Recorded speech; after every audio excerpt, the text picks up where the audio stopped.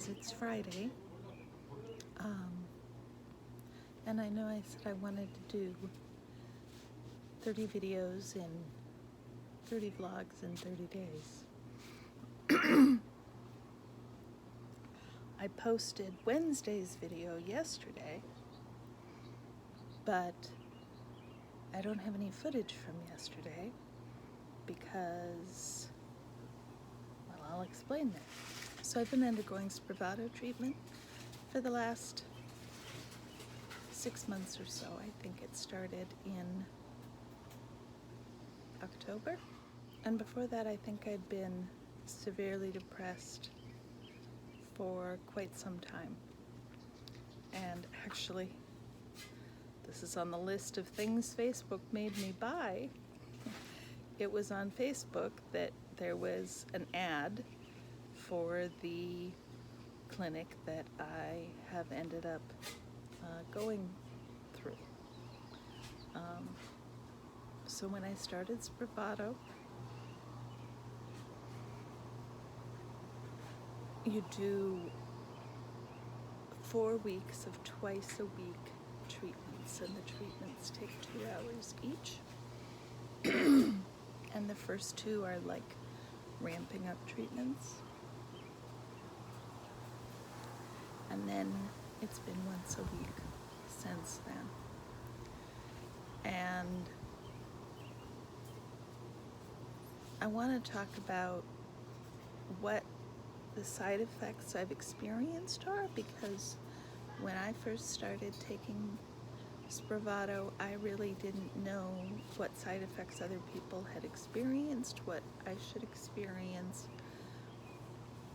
And we were also changing a lot of my medications to find other medications that supported me better at the same time. So that made things probably a little extra difficult.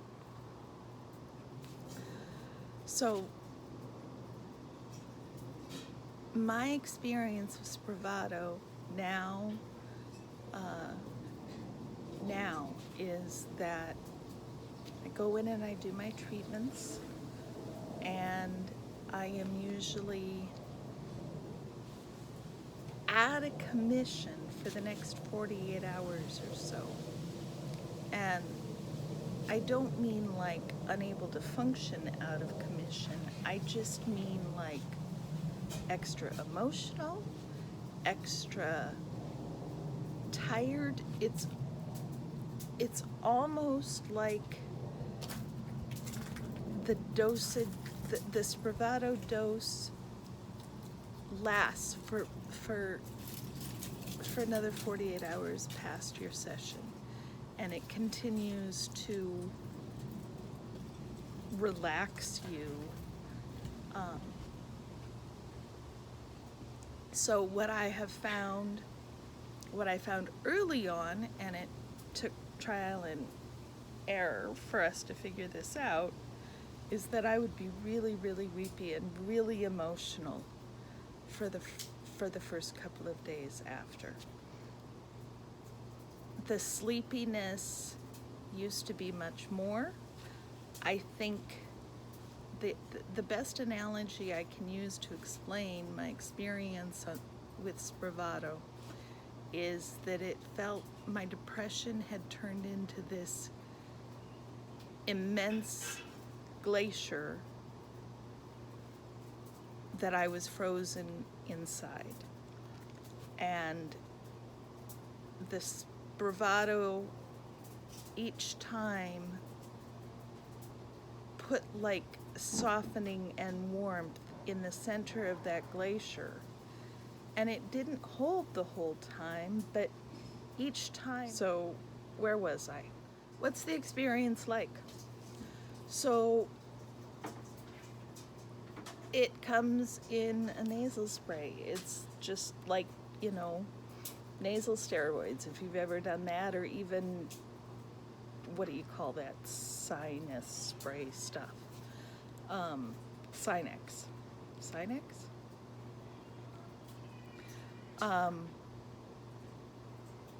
And so I arrive, and they have to take my blood pressure because one of the risks of Spravato is apparently an increase in blood pressure, which sort of makes no sense to me because it's very relaxing in my experience and it lowers my blood pressure significantly.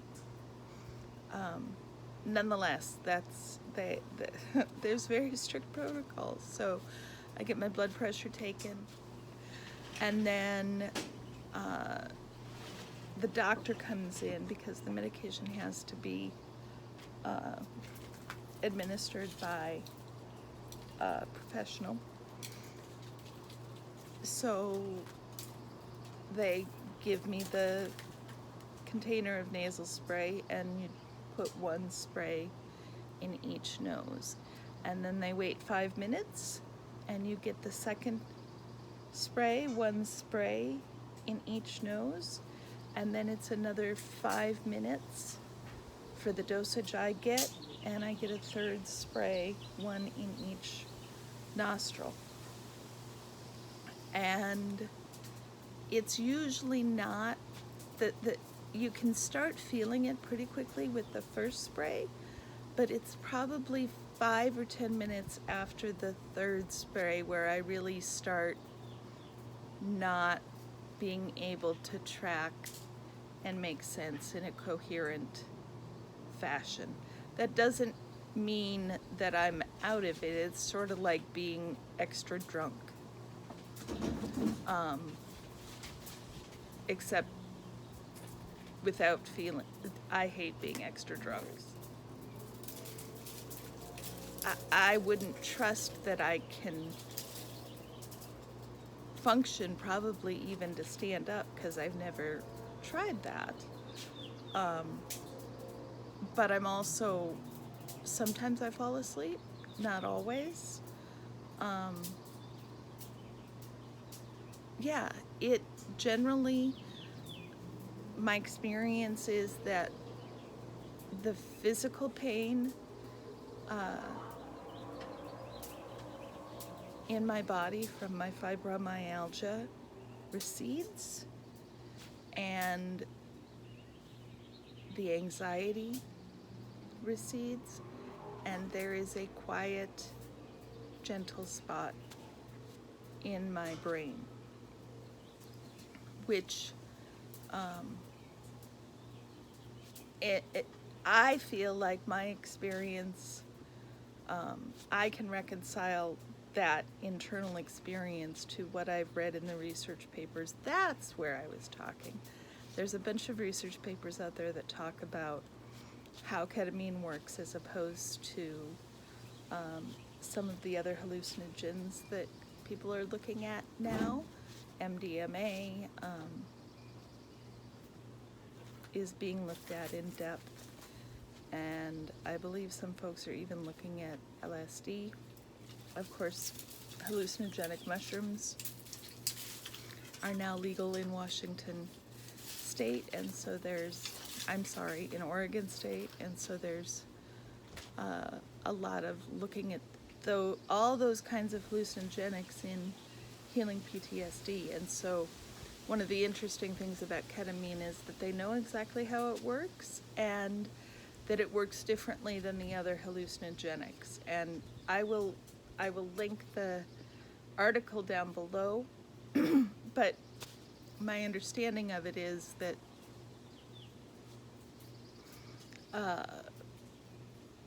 ketamine's just much more gentle. They sort of do the same thing, but ketamine does it, well, I'll link it down below. Take a look. So I guess that's my experience with ketamine. That's sort of why,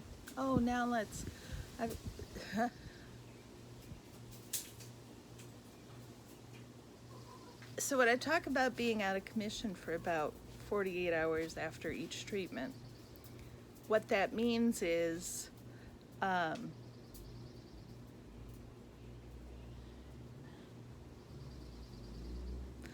either very tired, so I slept a good portion of yesterday, but also I have found, for one reason or another, I often feel very achy muscle achy for the 24 to 48 hours after my treatment.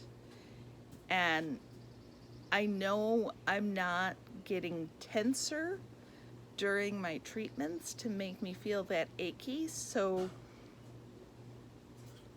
what it sort of feels like, I know this may sound weird, is that it's relaxing parts of my body that have been keeping in tension, and that is the achy that I'm feeling. And that seems to, I mean, that makes sense to me from a fibromyalgia standpoint. Keep in mind, these are just ways I'm internalizing these explanations, and if I am shown research that says, no, that's not what's happening at all, I'm happy to hear that. These are just my experiences.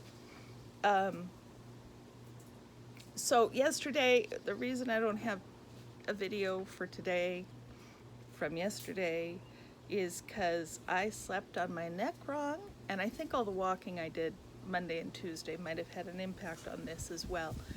Wednesday evening, my neck was very uncomfortable, and I slept wrong on it all Wednesday night. And so yesterday morning, I woke up and needed Ed's help and was pretty much in tears for about an hour Wednesday morning because my neck was in so much pain. So I spent most of the day getting to the point where I wasn't afraid to move my head, and then just continuing the exhaustion from the pain and the extra exhaustion from the leftover ketamine, and the emotionalism of it, being in that much pain and also being so emotional is really difficult. So I'm making this video for today.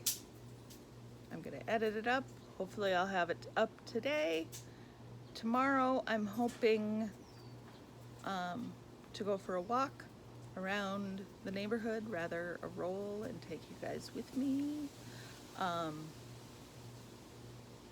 So we'll see how it goes, if I can catch up on a day, if I can get this edited so fast to actually be up today. Thank you guys for watching. Please like and subscribe. Hey guys, editing me here. This was a piece that I thought was really important to add, but I wanted to just append it to the end because it didn't really flow in the middle. So